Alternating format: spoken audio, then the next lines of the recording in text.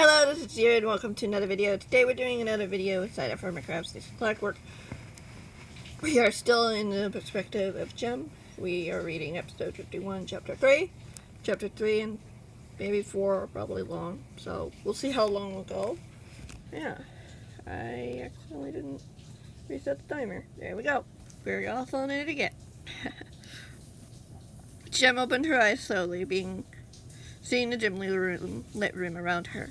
The dust and thunderstorm had long since passed, as the room was doused in silence. Yet, even in the dimly lit room, there was still a small bit of light coming from the communicator. She sat up in bed and yawned, seeing the night sky through the blinds. She wasn't sure if the sky was cloudy or if she would be able to see the stars if she pulled back the blinds. But she wasn't thinking about that. Her eyes were drawn to the device on the nightstand. Little red light blinking at the upper right corner of the screen as she reached over to pick it up, frowning as she looked down at the machine. She pulled back the covers and swung her feet over the side of the bed, staring at the gadget for a moment, trying to figure out whether or not what she was seeing was real, if she was still dreaming. She put the device into her pocket as she stood up, running to her chest and opened it, grabbing her weapons, wings, building blocks, and any supplies she might need, closing the chest to making sure it was securely shut before running over to the door. "Thias, where are you?" she called out, feeling a little guilty at the off chance she'd woken up her escort. For all she knew, this could be a false alarm. Still, she promised that she'd keep an eye on things. If anything happened, she had to make sure her friend was okay. "I'm right here. What do you need?" her escort said from down the hallway as she jumped, turning to see him approach. "Got a distress signal from Grian," she said quietly. "I need to check to see if he's okay." "I'm sure Liam and his escort probably handled it by now," the man replied simply. She pulled out the device and showed it to him. "If that was the case, why is it still on?" The man nodded. "I'll call for Liam and see what's going on. You go on ahead. Please be careful. Just don't be far," she said quickly as she ran to a door across the hall and opened it, entering into the empty bedroom. As she unlocked it and opened the window, chill breeze wafted in as she shivered, trying to pull down her short sleeves a little from warmth. As she grabbed for her rockets, checking to make sure her elytra wings were secure before jumping through the window, launching off into the sky, gasping as the cold whipped through her as she glided above the trees, trying not to think about how cold it was. There was no time to go back and grab a blue jacket. She needed to answer the distress call, whatever it would be. She'd find out soon. She could barely see the world below as she scanned the landscape, seeing the base not too far ahead. No lights were on in the house, at least not in any of the visible rooms. There didn't seem to be any visual signs that things might not have gone to plan.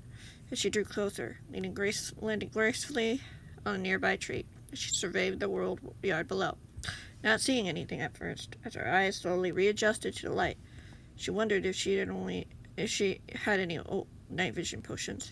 Probably be useful right about now.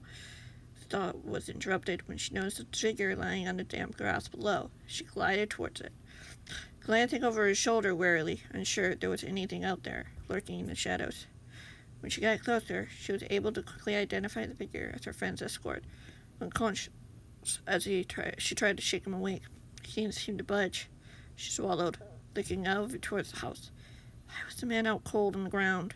She wiped her hands off on her overalls as she looked back into the shadows. How long had the man been unconscious for here? Why was it only now that the distress signal went through? She pulled out the device and looked at it again. Still red.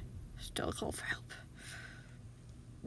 She felt goosebumps along her arms and back as she shivered, wrapping her arms around herself for a moment before bending down to grab the escort by the arms, trying to drag him to the house. She'd managed to get him halfway there before she gave up, the feeling of someone watching her growing. She decided it would probably be safer to go inside.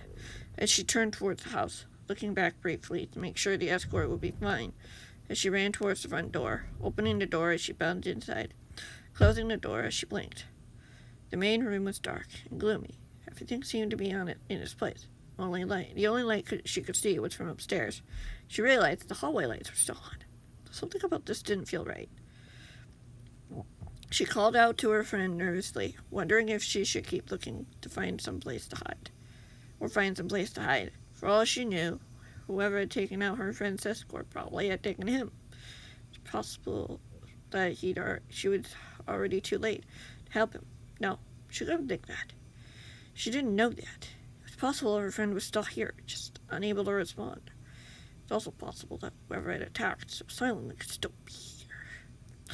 When she was sure there was nothing on the first floor of the building, she walked over to the stairs, hesitating as she glanced out the window. The sky was still shrouded in darkness, even though the storm had long since passed. There was no visible signs that anything was watching her go around the house. It appeared the house was completely empty. She wasn't completely sure on that front yet. She quietly climbed up the stairs, cringing as one of the stairs creaked against her weight as she climbed up the top, glancing over her shoulder wearily at least a couple of times. No one was on the first floor. If they were, she would have seen or heard them by now. She made it to the top of the stairs as she walked into the hallway, looking down as it stretched quite a ways. She blinked as her eyes tried to readjust to the lighting. Vision focused. She saw a figure lying on the floor, unmoving, with her eyes widened. "Grant!" she cried as she looked around the hallway, seeing nothing as she ran quietly over to her friend, who was lying on his side. She gently put a hand on his shoulder and tried to shake him awake, hearing a groan as her friend's eyes slowly opened. Looking up at her with a dazed expression. "What's going on?" he muttered, as he managed to sit up as Jem heard what sounded like footsteps. She had assumed it meant Matthias had arrived with Liam, yet the sound wasn't coming from downstairs, as she expected. Finally, the expression on her friend's face shifted as he looked over his shoulder. "We need to get out of here." "What? What's wrong?" she asked. She stood, holding out a hand for him to take. She heard a door open, looking over to see a man in a black cloak, his face shrouded with a hood, stepping out into the hallway. "It's a trap. The man sent a signal so he could get to you," Green admitted quietly, as he stood up and she pushed him behind her. As the man approached, the man was tall, with broad shoulders, seeming to have a confident pace as he neared them.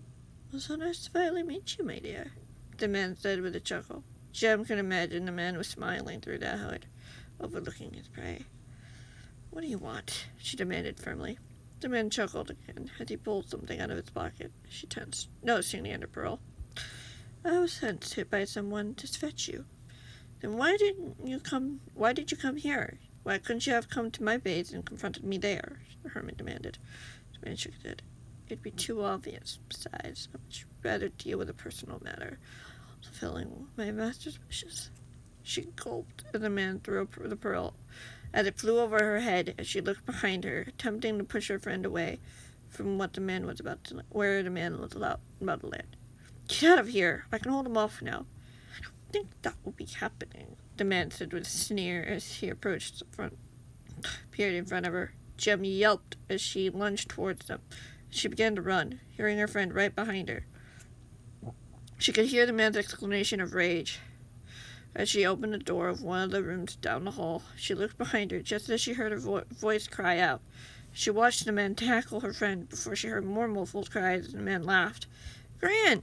she exclaimed as she got to her feet, seeing the man holding what appeared to be a cloth over her friend's mouth. His gasps of pain were stifled. She charged at the man, grabbing him as she pulled him off her friend. "Get off him!"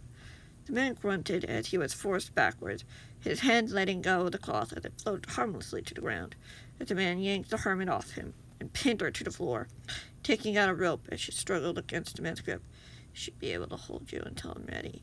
She could feel the man grabbing her arms, pinning them behind her, just as the man yelped in surprise as he was yanked off her as she looked up to see the man turn on her rescuer, as she saw a glint of metal in the sunlight.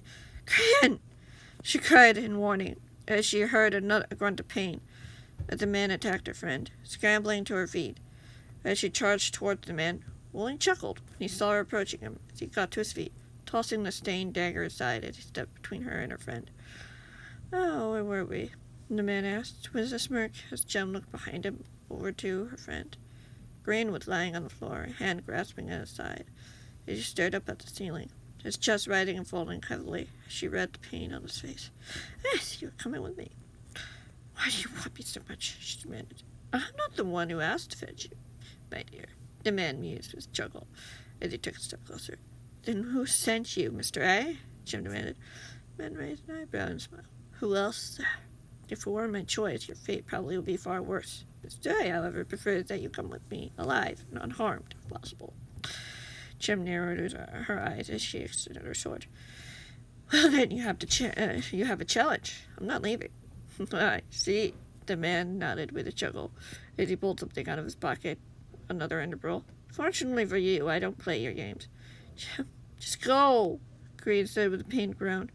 As he coughed, Jem looking over from the man to see her friend had managed to turn his head, his frighteningly pale face looking back at her. Please.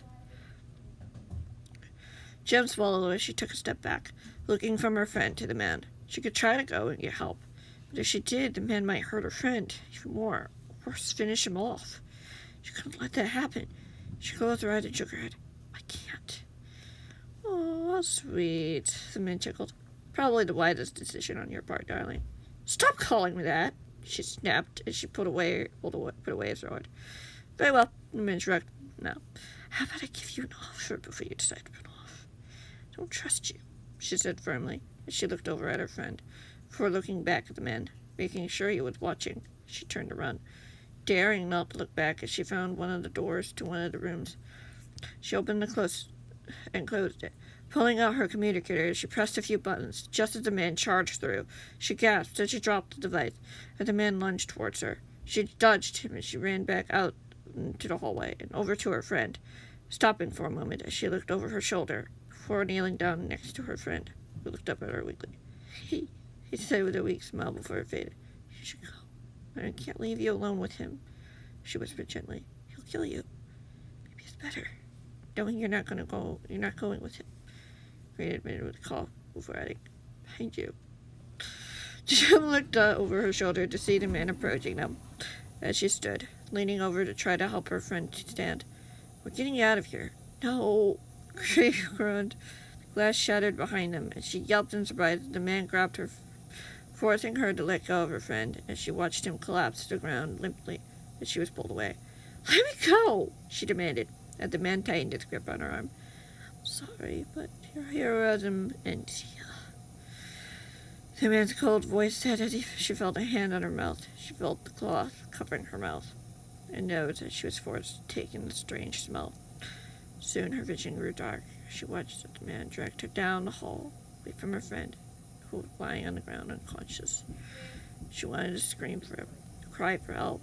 There was nothing she or her friends could do. What was going to happen to them now? She didn't have time to think about that, though, as her entire world faded into darkness. Unfortunately, that's where we're going to have to end it for now. Thank you guys so much for watching. I hope you enjoyed. Yeah, I'll see you in the next one. Whatever that might be.